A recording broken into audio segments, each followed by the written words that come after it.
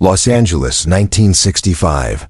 Gold's Gym in Venice Beach, the mecca of bodybuilding. Iron clanging, testosterone in the air, massive men grunting under impossible weight. Then a small Chinese man walks in. 5'7", maybe 135 pounds soaking wet. The bodybuilders stop and stare. Some smirk. Some laugh.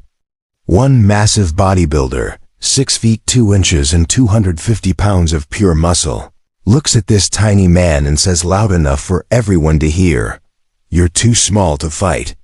Go back to doing karate demonstrations for kids." 10 seconds later, that bodybuilder is on the floor, gasping for air, humiliated in front of his peers. This is the story of the day Bruce Lee taught the bodybuilding world a lesson they would never forget. 1965. Bruce Lee is teaching martial arts in Los Angeles, building his reputation slowly. He's been in America for 6 years, struggled financially, worked as a dishwasher, a waiter, anything to survive. Now he's finally getting somewhere. He has students. Steve McQueen, James Coburn, Hollywood people who appreciate real skill. But most Americans still don't know who Bruce Lee is. Bruce starts training at Gold's Gym because he needs weights.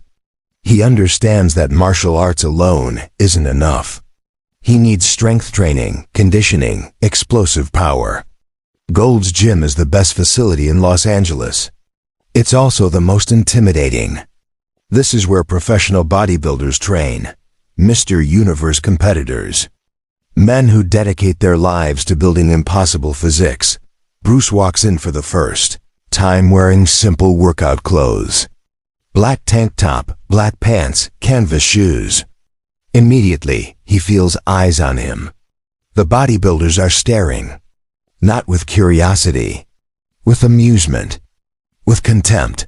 Here's this tiny Chinese guy walking into their temple of iron. What's he doing here? Bruce ignores them. He goes to the dumbbells, picks up 35-pound weights, starts doing curls with perfect form. A few bodybuilders watch, unimpressed. 35 pounds. That's warm-up weight. Then Bruce moves to pull-ups. He jumps to the bar and executes 20 perfect pull-ups without stopping. Then another set, this time with one arm. Right arm, 10 reps. Left arm, 10 reps. Now the bodybuilders are paying attention, but one bodybuilder isn't impressed. His name is Frank. He's a competitive bodybuilder, placed top 5 in Mr. California twice. 6'2", 250 pounds of muscle, arms like tree trunks. Frank built his identity around being big and strong. He's the alpha male in this gym. Everyone respects him. And here's this tiny Chinese guy doing pull-ups, getting attention. Frank doesn't like it. Frank walks over to where Bruce is stretching. Bruce is doing splits on the floor, demonstrating impossible flexibility. Frank stands over him, arms crossed, making sure everyone sees this.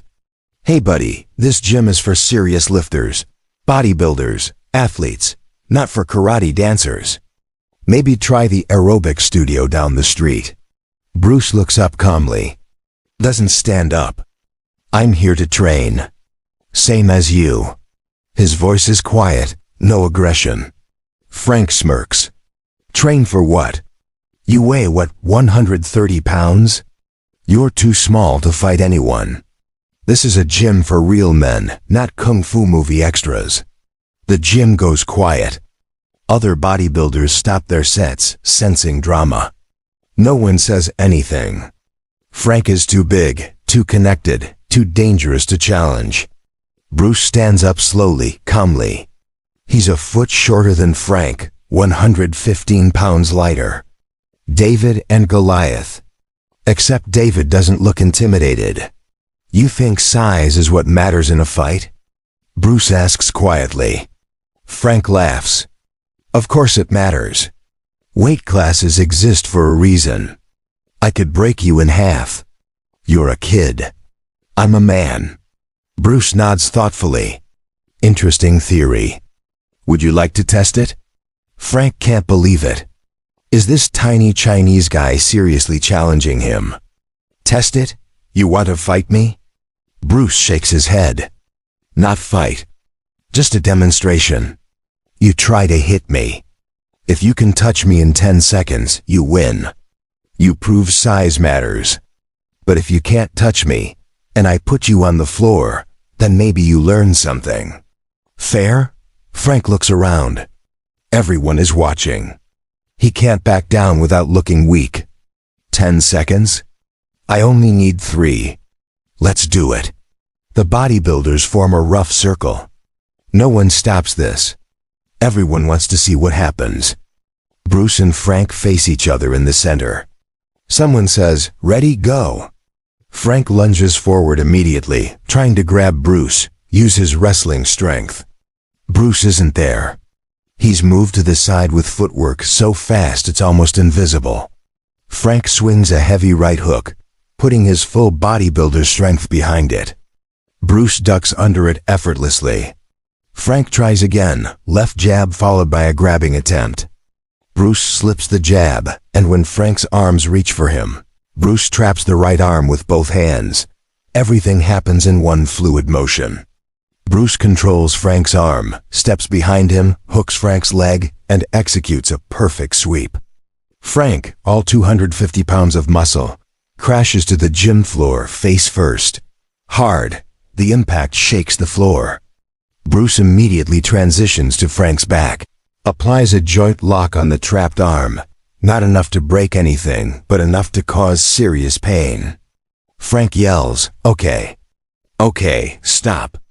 Bruce releases immediately and stands up. Frank is on the floor, face red, breathing hard, humiliated. The entire sequence took maybe 8 seconds. Bruce didn't throw a single punch. Didn't use any strength. Just timing, leverage, technique. He offers his hand to help Frank up. Frank stares at it, ego crushed, then takes it. Bruce pulls him to his feet. The gym is completely silent. Everyone just watched a 135-pound martial artist dismantle a 250-pound bodybuilder in less than 10 seconds. Bruce's voice is calm, not mocking, almost kind. Size gives you advantages. Strength matters. But without skill, without speed, without understanding leverage and timing, size is just mass. Mass can be used against itself. I didn't beat you with strength. I used your strength against you. That's martial arts. Frank nods slowly, still processing.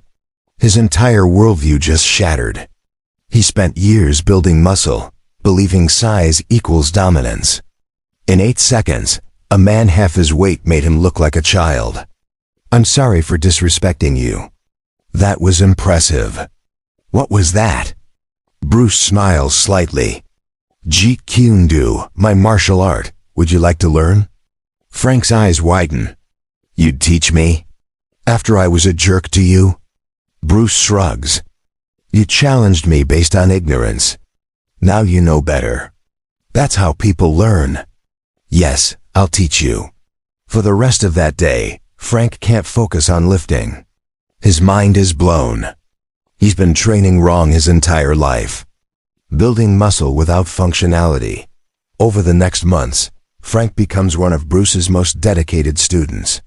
He doesn't quit bodybuilding, but he adds martial arts training. He learns that muscle and martial arts can work together. Bruce teaches him that bodybuilders have advantages, explosive power from strength training, but they need to learn how to apply it with technique. Word spreads through Gold's Gym quickly. The bodybuilder's attitude toward Bruce changes completely. From mockery to respect to genuine curiosity. Suddenly, all these massive men want to learn from this small Chinese instructor. Bruce starts teaching informal classes at Gold's Gym twice a week. He shows bodybuilders how to punch correctly, how to kick with maximum efficiency, how to use their strength with proper technique. The story gets exaggerated over time. Some versions say Bruce knocked Frank out. Others say it was a full fight. But everyone who was actually there tells the same story. It was about 8 seconds. Bruce used no strikes. Just controlled Frank's body and put him on the floor like he weighed nothing. Arnold Schwarzenegger, who trained at Gold's Gym starting in 1968, heard the stories. He missed the actual incident by a few years, but everyone still talked about it. Arnold later said in interviews, "The bodybuilders told me about this Chinese martial artist who taught everyone that size doesn't guarantee victory. I wanted to meet Bruce Lee because I understood that functional strength is more important than just looking big." Frank never competed in bodybuilding again. He opened a martial arts gym in Santa Monica in 1972, combining bodybuilding and martial arts training. He told students, "I learned from the best. Bruce Lee taught me that strength is a tool, but skill is the master." Bruce Lee died in 1973, but the story lived on. Gold's Gym became a pilgrimage site for martial artists. The gym eventually put up a small plaque. Bruce Lee trained here 1965 to 1970. He taught us that size is not strength, and strength is not skill. Frank lived until 2001. In his final interview, he said, "That day Bruce put me on the floor was the most important day of my life. I was arrogant and disrespectful. Bruce could have hurt me badly.